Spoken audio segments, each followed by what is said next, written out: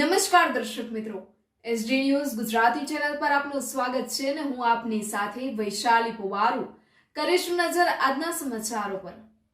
તલોદ ખાતે માતૃવંદના કાર્યક્રમનું આયોજન કરવામાં આવ્યું હતું। 15 વર્ષથી ચાલતી ગરીબ બાળકોને શિક્ષા આપતી યુવા ફાઉન્ડેશન સંસ્થા દ્વારા જેના પ્રમુખ શ્રી હસોકભાઈ મિસ્ત્રી અને સંચાલન કરનાર મહેશભાઈ પરમાર અને શિક્ષિકા તરીકે સેવા આપનાર હિરલ શાહ તથા વૃંદા નાણાવટી આ સંસ્થામાં અમે સંગીની ફોરમની ટીમ દ્વારા 14 ફેબ્રુઆરી નિમિત્તે માતૃવંદનાનો કાર્યક્રમ રાખ્યો હતો, જેમાં 55 બાળકો તેમની માતા સાથે હાજર રહ્યા હતા।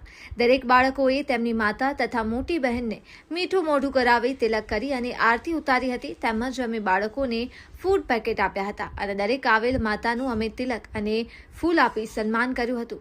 15 વર્ષથી ચાલતી આ સંસ્થામાં માતૃવંદનાનો પ્રોગ્રામ પ્રથમ જ વાર થયો હતો। ખૂબ મોટી સંખ્યામાં લોકો ઉપસ્થિત રહ્યા હતા। પ્રમુખ દીપા કુવાડિયા તેમની ટીમે ખૂબ જ સુંદર આયોજન કરવામાં આવ્યું હતું। Press reporter Paresh Sharma, Talod, Sabarkantha. SD news Gujarati.